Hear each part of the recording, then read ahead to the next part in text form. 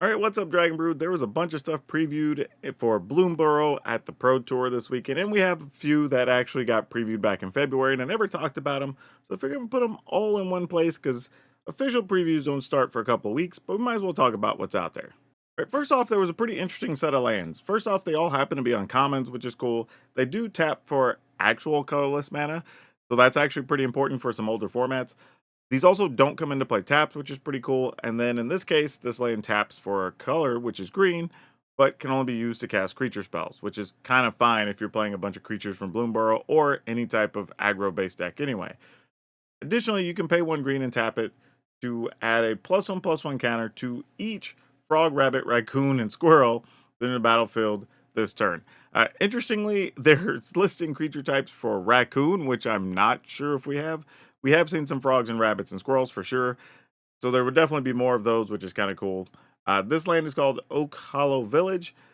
I don't know how expensive these will be because they're not legendary or anything, but they are uncommon, so I couldn't expect them to ever be more than like a buck or two.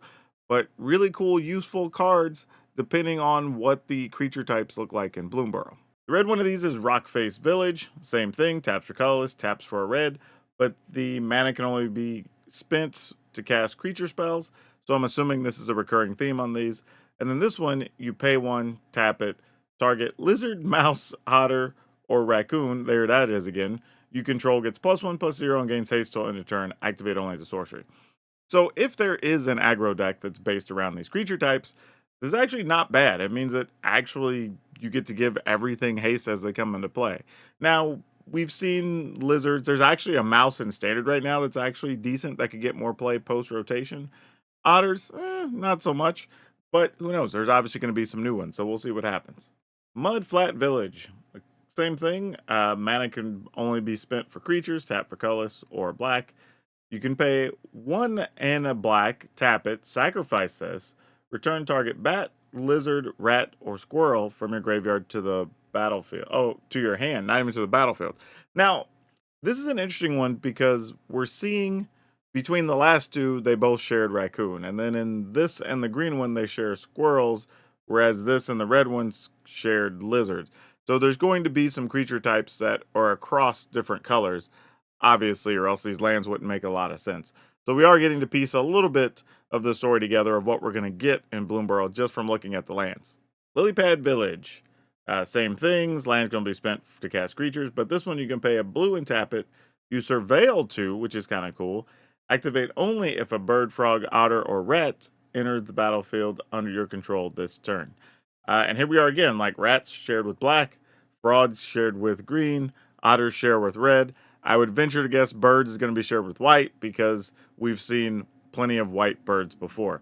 But yeah, this one is interesting because of the surveil being a really good mechanic if you're just looking for a card, but you can only trigger it if you've had one of those other things enter the battlefield. Also, in all of these cases where the creature type matters, remember that doesn't have to just be the card itself, it could be a token that's the same thing. We have Lupin Flower Village. Same thing, colorless white, only spend for creatures.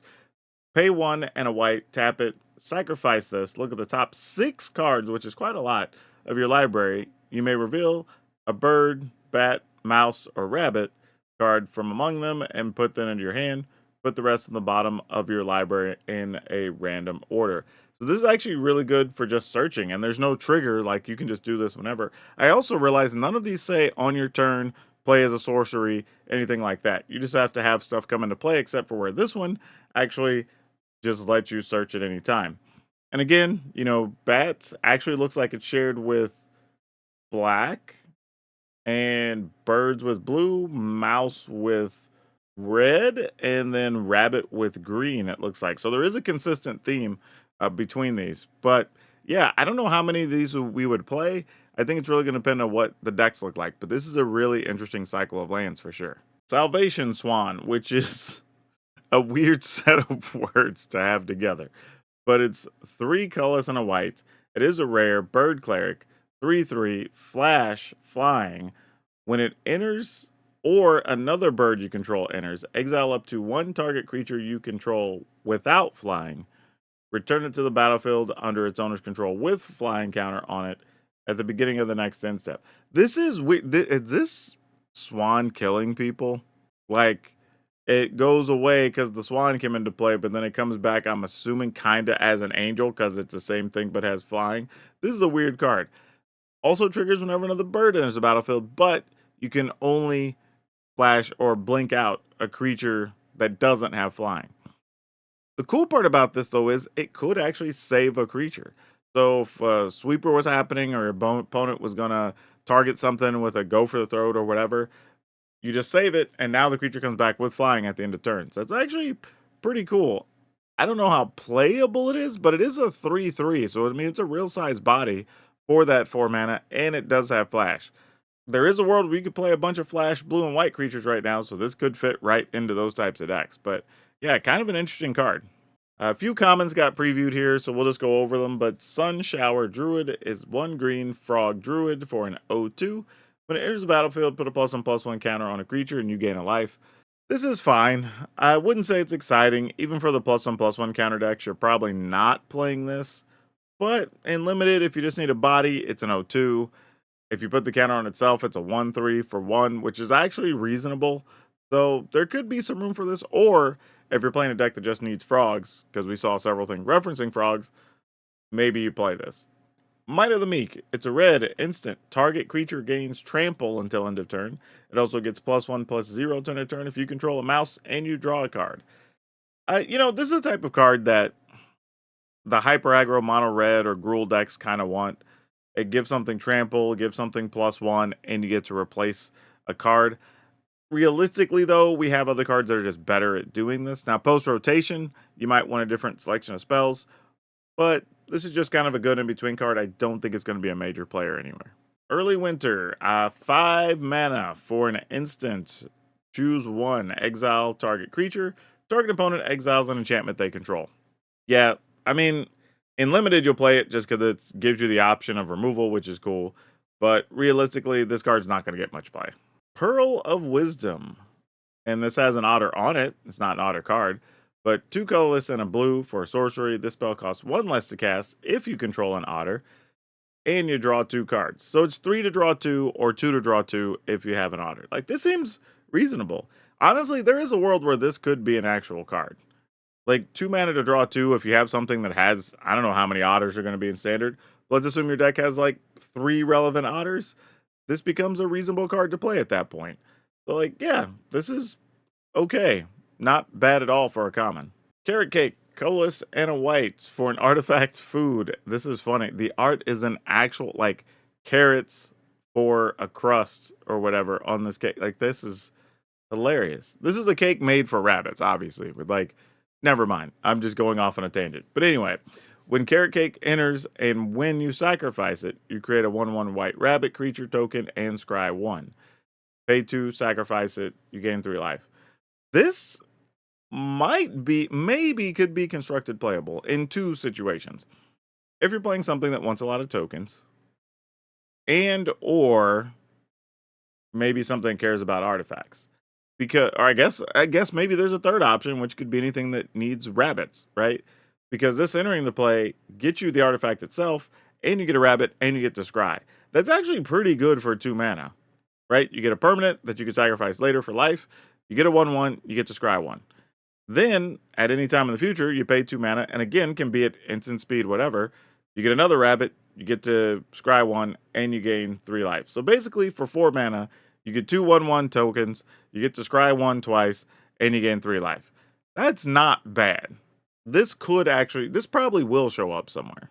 All right, and we're into some of the stuff that got previewed back in February, but this is Lumbra, I'm assuming that's how we say that, Bellow of the Woods, 4 colorless, green, for a legendary elemental bear. This card's power and toughness are each equal to the number of lands you control. When it enters, you mill 4 cards, then return all land cards from your graveyard to the battlefield. And it's a mythic. Wow, it does have vigilance and reach. This is an interesting card because we already know there's stuff like the Teamer Lands deck, right? That's trying to play Nissa and the elf that mills 4 and returns lands. So this could fit into there. We still have several cards that this might work with. Like even anything that cares about filling your graveyard, like the various Lorgoyfs we have right now.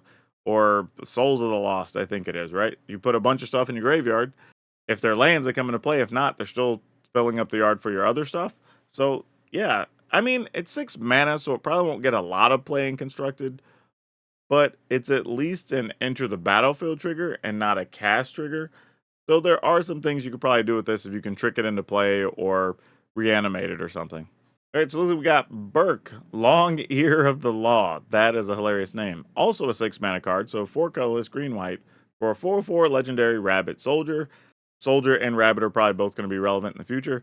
It does have vigilance, and when it enters, put a +1/+1 counter on each of up to 2 target creatures. Whenever a creature you control with a +1/+1 counter on it attacks, double the number of +1/+1 counters on it. Wow. Well, I know my commander deck that plays +1/+1 counters wants this. Um, Man, for 6 mana, this is a weird one, right? Because for 6 mana, that feels like a lot. But if it comes into play, it puts 2 counters on things. It could also put counters on itself, so it could be a 5/5, and something else gets to be a +1/+1. And then when you attack, everything's gonna double their counters. Like, that's relevant late in the game. You know what I mean? Like, it sounds crazy that you're like, 6 mana, but it is a 4/4 with vigilance that puts 2 counters on things. And if it lives, when you go to attack, boom, double counters. Like, this could end games by itself if you have anything giving your stuff trample or anything with trample. I mean, especially when you're talking about like gold vein hydras and stuff that already exist. So yeah, I don't think this is going to be extremely playable. You know, if you're playing it, you're probably playing 1, maybe 2 copies in some type of +1/+1 deck. But yeah, kind of a cool card. Hey, an otter. So we have Bria, Riptide Rogue, 2 colorless, red, blue, 3/3, legendary otter, rogue. Since it has rogue in its name, that makes sense. It has prowess, so whenever you play a spell or non-creature spell, it gets +1/+1. Other creatures you control also have prowess. That's pretty awesome. And whenever you cast a non-creature spell, target creature you control can't be blocked this turn. This card's bananas. I mean, like this, like cost it appropriately, right? It's 4 mana, 4/3/3, so you have to make a serious investment, and it has to live. But then, if you play 2 spells, everything triggers twice for prowess, and 2 things are unblockable. Like, that's really good. Like, yeah, this card could be something. I mean, if we're gonna have, I mean, this is kind of thing, right? The Is It spells deck, we keep seeing cards like, what was it, Lila or whatever, and some of these others where we keep going, oh man, if we just get one more card, you know, if we just get one more thing. Balmare, I think, is still a card. Like, and it just never is a thing. And I've tried a bunch of them. They're just not good. But if there is a way, this is probably one more piece that we're getting closer. We have Mabel, heir to Cragflame, and I'm assuming Mabel's important since Mabel seems to be in all the set art. But colorless, red white for a legendary mouse soldier. So 2 more relevant creature types. It's a 3/3 for 3. Nice. Other mice you control get +1/+1. Already great. And then when it enters, create Cragflame, a legendary colorless equipment artifact token. Equipped creature gets +1/+1 and has vigilance, trample, and haste. And equip 2. Wow, so there's a lot here. All right, so for 3 mana, you get a 3/3 that pumps all your other mice, and you create another token that's a whole separate artifact that you can pay to and give something else or anything really +1/+1 vigilance, trample, haste. So by itself, if your opponent just wiped out the board, this is a 5 mana 4/4 with vigilance, trample, haste. Right? Because you can just equip itself. But yeah, this is a good card.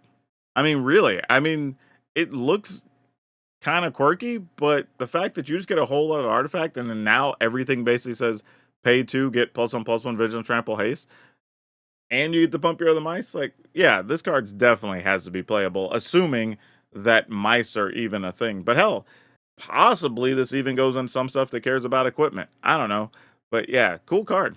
Quick reminder, don't forget to like, subscribe, all that fun stuff, because that helps this video get in front of people, and you'll see the other things as I cover the other updates. All right, and that appears to be all we have previews so far, but y'all let me know, are any of these something you're looking for? Are you hoping to see something in Bloomburrow? Because I have some ideas, but I'd be curious what you're thinking. That's all I have you for now. We'll see you next time.